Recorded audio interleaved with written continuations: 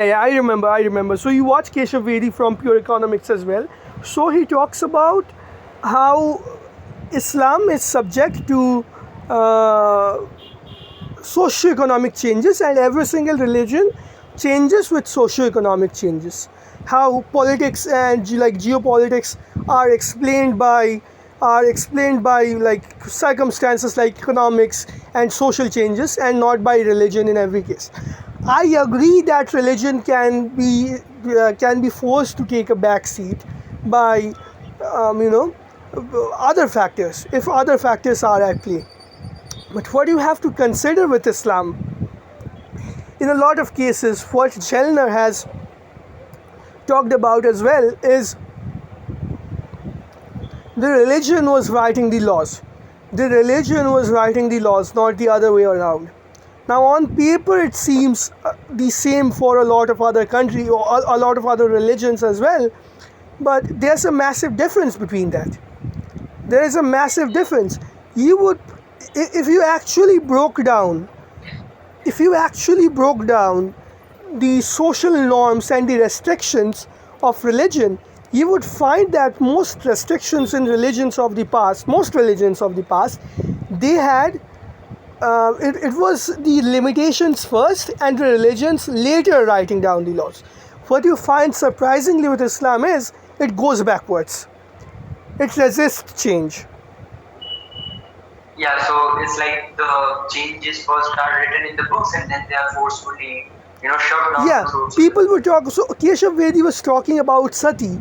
He was talking about how sati is indeed a part of some Hindu scriptures. I do not disagree with the fact that sati is indeed part of some Hindu scriptures. But when you take a closer look at why sati existed, you would also notice that something else also existed. That would be asceticism, right? Like ascetics and monks. Do you know why all of this happened? India always made an attempt to clear out its older people who could not contribute to the economic system. India always had too many mouths to feed. So when you compare that to Europe, why do you think Europeans allowed widow remarriage? Europeans allowed widow remarriage because the region was always devastated by famines and plagues and horrible winters. They had to use every fertile woman.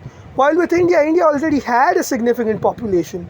So what happens if a woman who is particularly old, like an older woman, she remarries? Sati also benefited younger women. You have to consider this.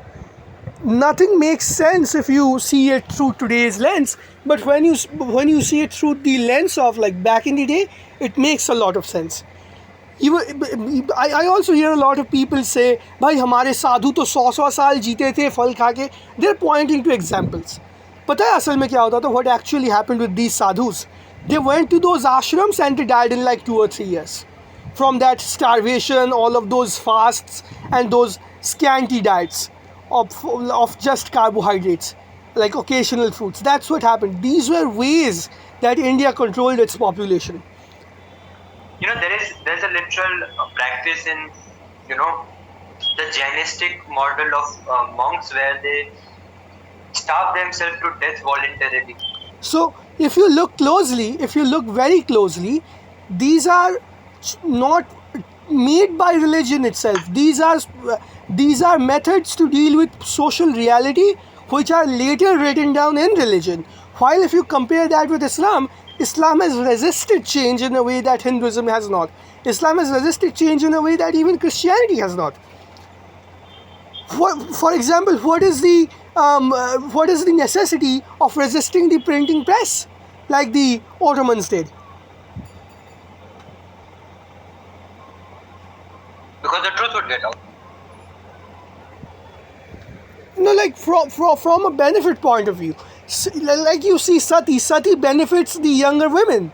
You see monks, you see all of those guys going to ashrams, that benefits younger men, that concentrates resources to the younger demographic who can work and contribute in an agrarian society.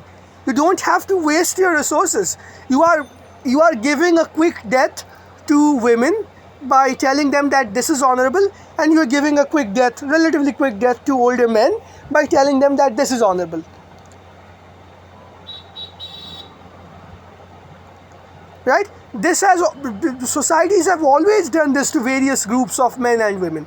William Costello has discovered that a lot of monks were actually incels. They were ugly men, or they were men with handicaps who couldn't make their own living. So in fact, they were not incels in the modern sense that they were not good looking enough. They were men who had physical handicaps, so they could not make a living, so they had to be employed in some monastery or something. You understand, right? They could Yeah, I not do, and also they could not provide codified resources in to the a woman. scriptures. Yeah, and it's codified into the scriptures.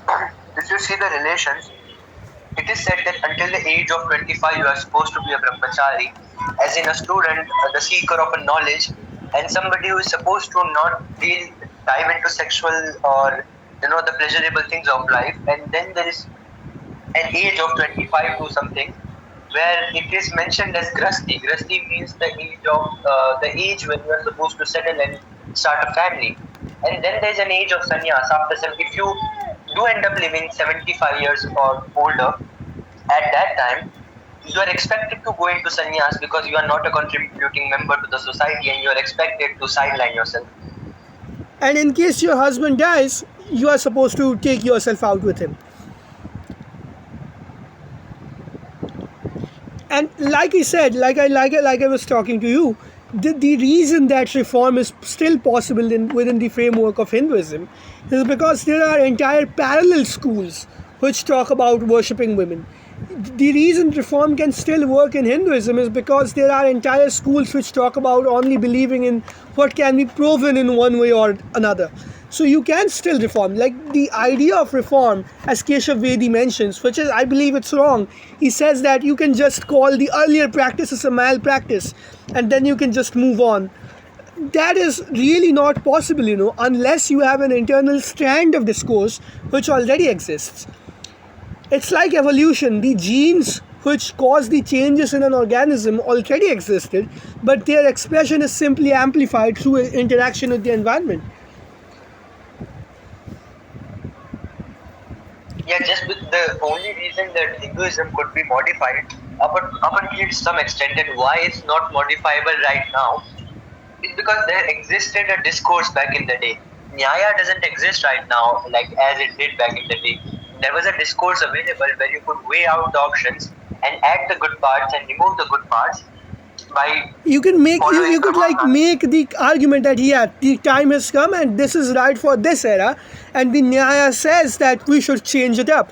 And here's another thing: Hindu scriptures are not monolithic. They don't have a single author. There is no single hierarchy of texts. And because Nyaya exists, when the time comes, when there's a change in the cycle of time, you can use it. There's an internal mechanism for change. You could go back to the earliest scriptures, and they talk about there being a space for doubt. Like the Nasidya Sukta in Rig Veda, it talks about how even God might not know what came before him. That is probably one of the earliest references to agnosticism. Yeah, exactly that. And but there's a slight rebuttal. There is a hierarchy of text in Hinduism. The Vedas reign supreme because they are aparmanyu, which means that they did not originate from humans, which is bullshit again. We know that, but But there again, is the hierarchy. Vedas themselves say that doubt does have a space in the house of faith. In general, doubt still Yeah, has it a does. space in the house of faith. It So does, and even if they yeah, are, it like does. the Rig Veda is above everything else, right? So if it itself allows Yeah. doubt, if it itself allows questioning, then we are done. No, we are not, and it began because there is a system which allows doubt, which is a good thing. And again, the reason that Christianity also can be reformed to some extent is because if you remove every single Old Testament barbarian, who you are still left with is Jesus. That's that's a dream story, right? A carpenter's son who took people from lower strata of society into his homies, and told people that we should not discriminate against people who are sick. Like had female followers and shit. Like that's like a fucking dream story, and he's talking about Yeah, that's how the utopian. how That's let the Caesar utopian. have let Caesar have what Caesar has and let God have what he has. So you can take the reason that Christians still hung on to the Old Testament is because they are humans, and if they were to do their dirty work, they could not use Jesus as an excuse for what they were doing. So they did not let go of the Old Testament. Yeah, exactly, and that is why some people still stick to like certain text of Hinduism because it's so pantheonic. You could find some text that supports your wrongdoings. Like, let's say even if you believe that another person's faith is not right, the teachings of Jesus would still tell you that you are not supposed to harm that person. But what do the Europeans do? They think it's their burden to change those people. It's their job to enlighten those Gentiles straight from the fucking Old Testament, right? Yeah, it's the white man's burden. But again, the thing is, do you know about Yakub?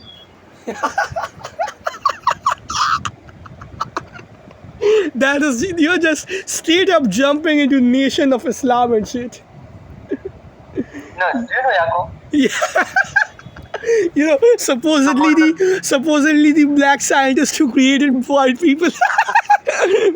Yeah. So give the context Holy to the shit, audience who man. don't know.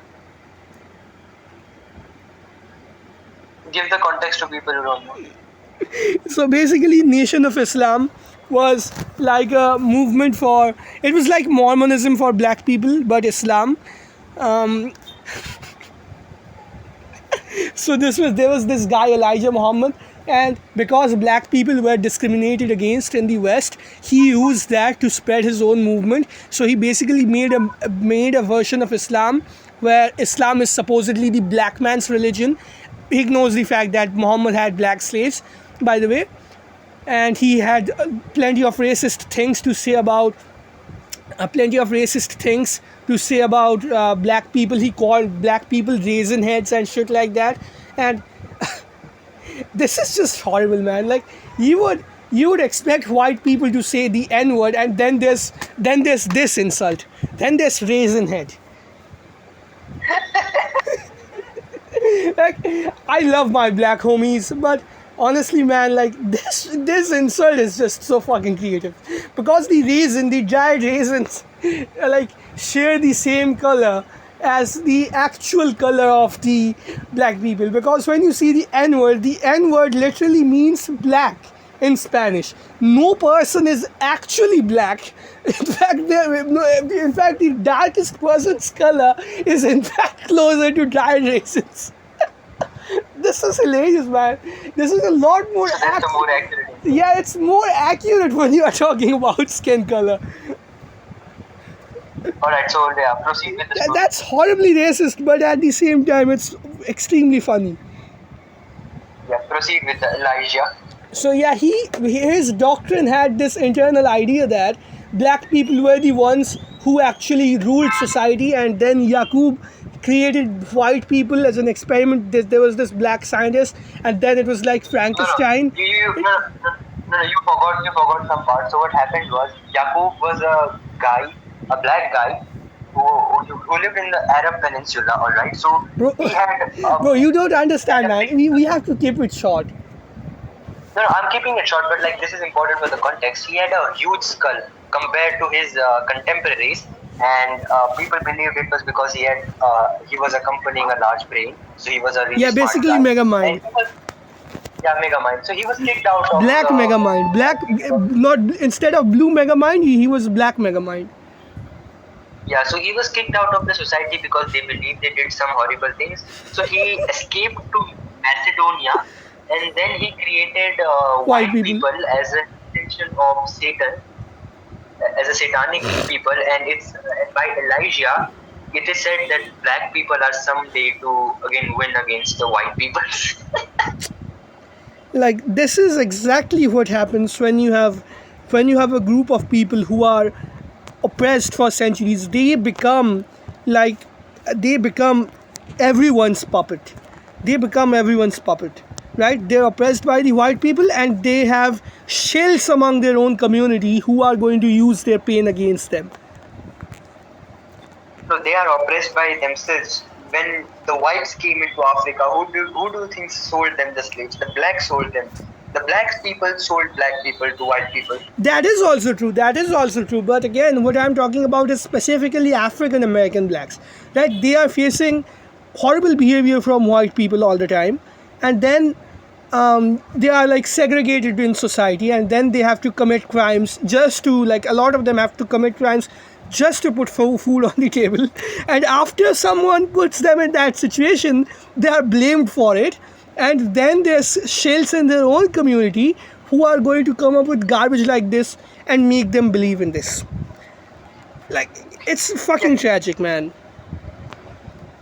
Yeah, imagine like you are a respectful, Like, self-respectful honestly, black if we are talking about slavery, it wasn't even like that easy. White people just oppressing blacks. The funny thing is, white people were also selling other white people to Muslims. Like, it's crazy. It's absolutely crazy how fucked up the world was back then. Like, this comedian, this Korean comedian, he was like, oh, Koreans at least do not have a slave trade. And then they show up on the screen that Korea had the longest running slave trade in human history. Yeah, I remember that. Yeah, that was funny as fuck. No, again, the funniest thing is, now imagine you are a black guy, a decent black guy living in a society who doesn't do crime, who is a law-abiding member of the society, and you see a guy of your own race believing the Yakubian bullshit. Yeah. This feels the same as an Indian. If you see, as a Hindu or as an Indian, you see another Indian believing in how Aryan migration theory didn't happen, or how Indians are like something, Indians Out of India theory. No, not that. How the Vedas have everything even before the science could have it.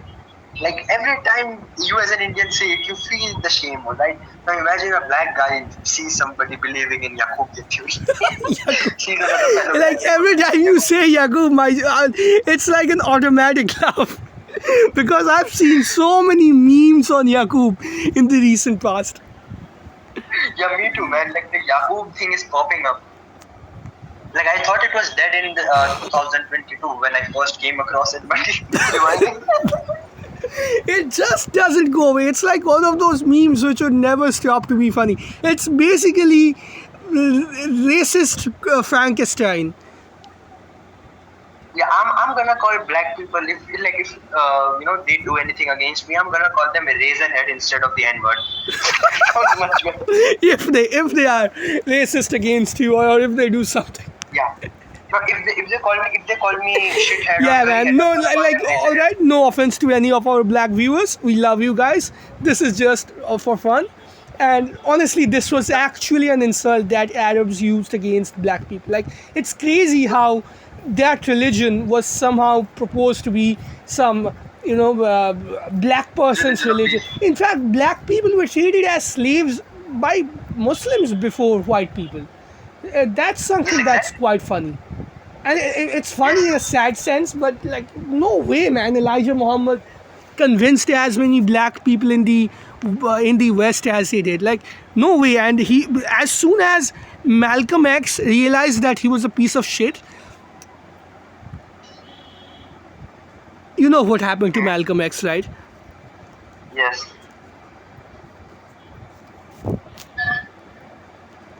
I mean, like, there are certain like nuggets of incidents such as Al-Zut and Yaqub in the meme. Like, this shit doesn't even go. The funny thing is, Al-Zut is actually supported by some scriptures. It is. Like, apparently Al-Zut is either some black guys or it's like the Jats or something. I don't know what the fuck. No, it's Indian. It's Indian guys. The Indian guys who are considered as very virile men who never get tired and have ungodly stamina. So funny. Like, he talks about them being dark skinned and stuff, but honestly, with the Arabs, you never know. They would see someone with brown skin, and to them, they're like dark as fuck. The person doesn't even have to be African of decent, like sub-Saharan African of decent. They are like so fucking racist. Like it makes no sense. Like people don't understand how racist as fuck Arabs are, man. And they still are. So I'll quote the text. It's in Musnad Ahmad ibn Hannibal number 3788. People will be like, oh, this is not a trusted hadith. Okay, it doesn't need to be. Like Just because it doesn't need to be a trusted hadith, but why the fuck would someone write something like this? Someone who's a devout Muslim, why would someone write this? Maybe like the main guys, so Bukhari and everyone, they just felt like this isn't something that shouldn't be written. Yeah, and I'll read this. Okay. Quote: The You messenger know of the Allah funny thing. performed You know the Isha. funny thing about so-called reliable hadiths. Reliable just means more acceptable. In that Yeah, scenario, reliable. Yeah. Yes, yes. reliable, like in 900 CE, it was not acceptable to call out something this weird. Yeah, so I'll quote the full English translation. The messenger of Allah performed Isha, the night prayer. Then he turned and asked for me. He took my hand and we set out until we came to the wide No, no, valley no, of no, no, Makkah. no, no, no, no. Wait. Read it again, but say it like it's actually the guy. It's actually the guy who is talking about the prophet in a very respectful tone. Like do a mimic. Okay, okay. The messenger of Allah performed Isha, the night prayer. Then he turned and asked for me. He took my hand and we set out until we came to the wide valley of Makkah. He drew a line for me and said to me that stay within this line and do not cross it, for indeed there shall You come should have some done the many. Arab accent. Yeah. But do not speak to them, for shall not speak to you. If you cross the line, you will perish. So I stayed within it. So the messenger of Allah went on a little further, and as far as one could throw a stone, or a little further. While I was sitting within the line, some men, shapes of figure, came to me that appeared as if they were black people, dark-skinned people like from North Africa or India, both their hairs and bodies. They were not wearing any clothes, but I could not see their private part, and they were tall and they had little flesh, implying that they were slim. Then they returned towards the messenger and began towering on top of messenger. The prophet began to recite Quran to them, and they started coming to me, surrounding me, and getting. Why were they surrounding him first? This is some 6th century thug shaker shit, man. No. When dawn entered, they started to leave. Then the messenger came and entered into the line with me, looking heavy and in pain, or almost like he was in the pain from their towering over him. He said, "I find myself tired." Yeah. Bro, you did not read the part about riding him or shit like that. Yeah, they towered him. Yeah. Holy shit, man, this is crazy. Like, Al-Zud, according to Al-Tishbihat by Ibn Abi Ahwan. What does he say about Al-Zud? So he says that Al-Zud refers to an ethnic group of South Asian origin, specifically from the Sindh and Multan region of Indian subcontinent. yeah, basically Northwest Indians. Yeah, modern day Pakistan and Northwest Indians. They were known to early Muslim Arabs as dark-skinned, tall, and slim people, often associated with herding, archery, You know, and when the horseback Europeans life. arrived, in India, there were plenty of journals which talked about how certain Indians are actually slightly bigger in physical stature than the average European. Then this, like, they talked. Of course, that is not the case today because for 200 years or something, those regions were also drained while Europe developed. Like they were exploited. But when the Europeans arrived in India, they actually talked about how the Pathans and how the Punjabis were slightly bigger than the average European themselves, and how the other groups were slightly smaller than. So yeah, this kind of lines up of these guys being bigger than most other groups of people. This also lines Yeah, up with the Greek experience with with Porus. Yeah, I was coming to that part especially. The Greeks considered, or the Greeks recorded that Indians were taller than themselves So because they were Greeks talking mostly about had introduction to. northwestern Indians. They were talking about northwestern Indians, not Yeah, but necessarily yeah, but Greeks. Gangetic Plain Yeah, Indians. but Yeah, Greeks. No, but Greeks only had the access to northwestern Indians anyway. yeah, Before they could enter any deep, they were pushed away by the Indian kings. yeah. Dhanananda, right? Right. He is referred to as Xandermis in Greek texts. Yeah. Also, Chandragupta Maurya, he pushed away the Seleucus Nicator, who was a general of Alexander, and eventually, The Seleucid Empire is actually pretty interesting because after Seleucus died, he was succeeded by a bunch of imbeciles, and then finally there was one guy who was an incredible conqueror. It was Antiochus the Fourth. Like, how many Antiochuses were there, man? Like, he conquered back most of the Seleucid Empire, the past territories. He in fact pushed the Indo-Greeks. He attacked Greece and shit. Like, it was crazy.